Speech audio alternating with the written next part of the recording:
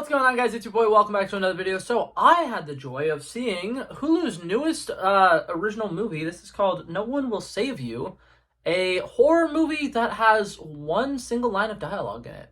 Very fascinating. Let's talk about it. Modern Movie Review. So right off the bat, the movie flows so well and has so much great sound design and a lot of inaudible lines of dialogue or whatever in it. So I say this movie has one line of dialogue in it. I couldn't even tell you what the one line of dialogue is because there's sometimes where the character is goes in her car and she screams for a second and it sounds like she says, "Oh my God." And I was like, oh, is that the one line of dialogue? And originally when I was watching the movie, I was focusing on it, trying to, figure out what the one line of dialogue was. But then it did such a good job of reeling me in and capturing me into the weird, creepy factor of whatever the hell is going on with this story. And I completely stopped trying to figure out what that one line of dialogue is. So, I'll be totally honest, I completely missed the one line of dialogue. I was so into the movie that I did not care to try to figure it out. So they did a great job of really capturing my attention and keeping me intrigued during this entire movie. I feel like there's a lot of sequences in this movie that do a great job of building tension and do a great job of making you feel like something's not right. I feel like you'll feel a lot of emotions if you watch this movie, and I want to say that they did a really good job making it. So we're going to dive right into a lot of the things that I really liked about it, a lot of the things that I kind of disliked about it, a lot of the things that I was just kind of like, okay. Future editing Blake here. I forgot to include a spoiler warning. So spoiler warning for those of you guys who have not seen the movie. Now we're going to just get right back into the review.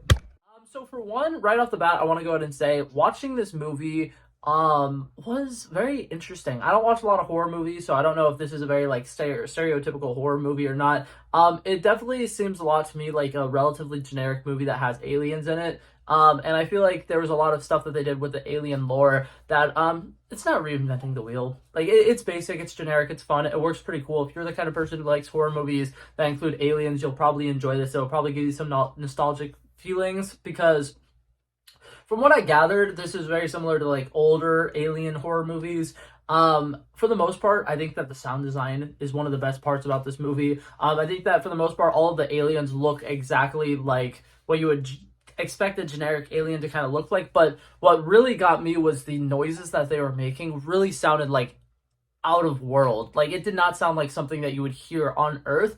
And I think that whoever designed those noises for the aliens did a really, really good job. I also think that the alien itself was actually more so terrifying in the fact that it had abilities that we were unable to understand and that we were unable to really comprehend what exactly they could do. Because the first alien we see in the movie has kind of the power of telepathy and can control power in the radius of the area that they're in. So they were able to turn off all the lights. They were able to make sure anything that was plugged in was no longer plugged in.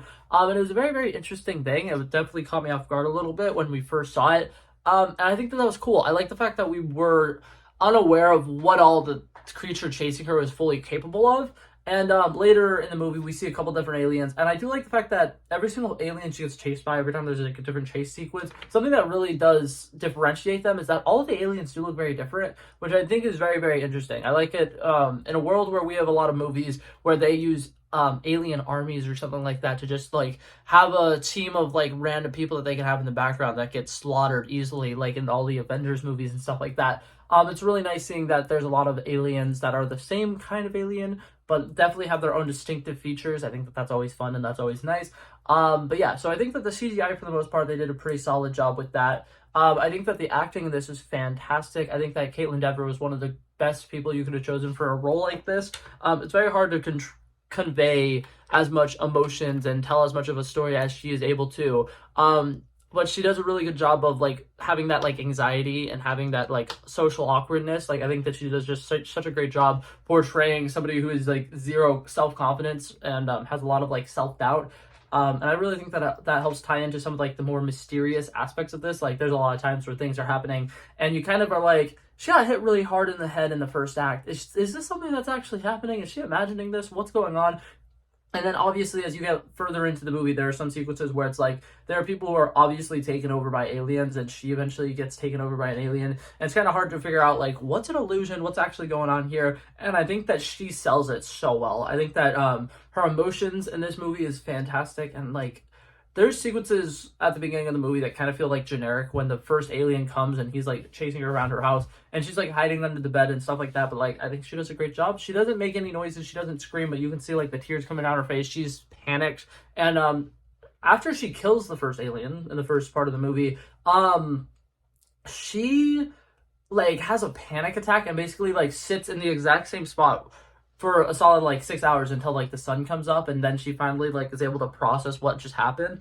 And once again, I think that she did a great job with this. I think that she was pretty solid in this role. Now talk about some of the things here that I didn't like as much. The first 40 minutes of this movie felt really slow, and I feel like they were trying to really like do a good job of like building a character, but it got to a point where it felt like they were feeding us the exposition instead of just like letting us see what's happening. I feel like there was a lot of different sequences that were just kind of like hammering down on the same thing that we got from the first 5 minutes of the movie, which is the fact that her best friend died. She kind of had something to do with it, and she is kind of like seen as like an outcast to the world, and a lot of people don't like her. So the way that they spend a lot of time building that story, I think it's very interesting. And obviously, if you watch the entire movie, it ends up coming full circle, and it kind of makes sense why everything is the way that it is, and it kind of really helps explain why they focus on it so much.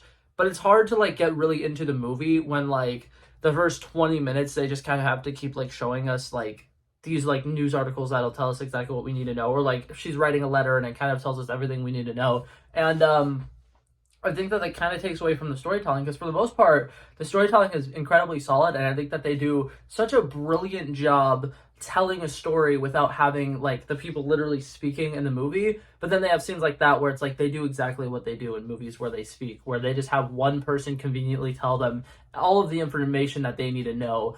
And that's essentially what happens with some of the like writings that come up in the background. This movie was good, though. I enjoyed this movie. I liked it a lot. Something about it that felt a little weird to me. I thought that this was a period piece.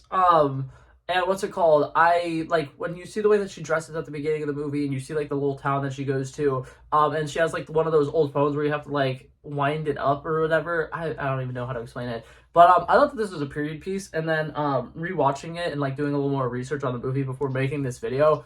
It takes place in like 2020, and there's literally like the gravestones that you see at the beginning of the movie. One of them is like the person died in 2012, and the other one, the person died in 2019, and I completely missed that. So I'm glad I did my little bit of research before watching this movie, because I was gonna talk about how this was a great period piece that took place in the late 90s or the late 80s or early 90s or something like that, and I would have been wrong about that assumption. So it's a good thing I did a little bit of research. But yeah, so overall, I think that this movie was interesting for it to be one of the like first like 7 or 8 horror movies I've ever seen. I definitely don't have much to compare it to, and I don't really have a lot to base it off of. I will say, in comparison to like some of the movies like what's it called, the Quiet Place movies, I've seen both of those, and I absolutely love those. I think John Krasinski did a great job with those. And I like those, and something that I like about those is those have no lines of dialogue, and it kind of feels a little bit more like it makes sense for the stakes that they're in. It makes sense for like the world that they're living in. And I think that they do a great job still communicating things without communication in that, like without direct like words coming out of people's mouths. But in comparison to that, there's a lot of times in this movie where it kind of feels like nobody's speaking, and it's not really as necessary.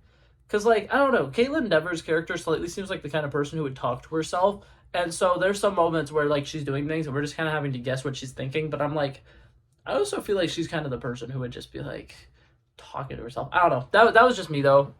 Me personally, I have a little like bird brain, and I need stuff to be like, I'm not gonna say like I need stuff to be handed to me, because I was complaining about that a little bit ago. But some of the like the decision to make it a practically dialogue-less movie is still a little like, I'm still scratching my head at it a little bit, because it makes sense, but at the same time, with like the writer's strike being like such like a prominent thing that's currently going on, and the actor's strike that's currently going on, it feels almost like they just didn't want to pay people, which I know is not the case. But because the guy who wrote the movie is also the guy who directed the movie for this one.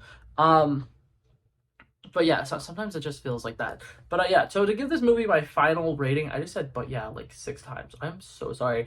But to give this movie the final rating that I'm going to give it, I wasn't, like, super impressed with it. At the end of the day, I don't think I would ever rewatch this movie. I wasn't left with such a massive, like, oh my god, that was crazy that this thing just happened. And a lot of people online are, like, saying that it is insanely good. And I'm like, I don't know. To me, it's very generic. I feel like it doesn't do anything new or unique or exciting. I love Caitlin Dever and pretty much anything she's in, I will watch it. But I think that this movie was pretty base level. So I'm gonna give it a solid like 62 out of 100. I definitely think that there was more to like about it than there was to dislike about it. So I'm gonna give it a little bit on the positive side. But that being said, that was my thoughts on that movie. I really enjoyed it. I probably would recommend watching it. If you're somebody who's into horror stuff, you probably would enjoy it a little bit more than me, because for me, I'm just watching this seeing like, oh, there's some interesting camera work here. Oh, there's some cool like set design and stuff like that. And I apparently was wrong because I thought it was a period piece the entire time, and I didn't know that. But yeah, so that's it for this video, guys. Thank you guys so much for coming by and checking it out. I love and appreciate you guys so much. If you liked it, feel free to like or subscribe down below. And yeah, hopefully I'll see you guys in the next one. Peace out. Bow, bow, bow. He wanted me to drop a verse, I did this. We planned a day, and then we did this. Wanna be in love with the girls with the kisses. Don't give a damn, I'll written this. I like this when I run the distance. I run a 5K, you go ballistics. I wanna live within the business. Buy more than what's on the clearances. You're getting big cause I know you're a physicist. I wanna deny this shit, I'm unlimited.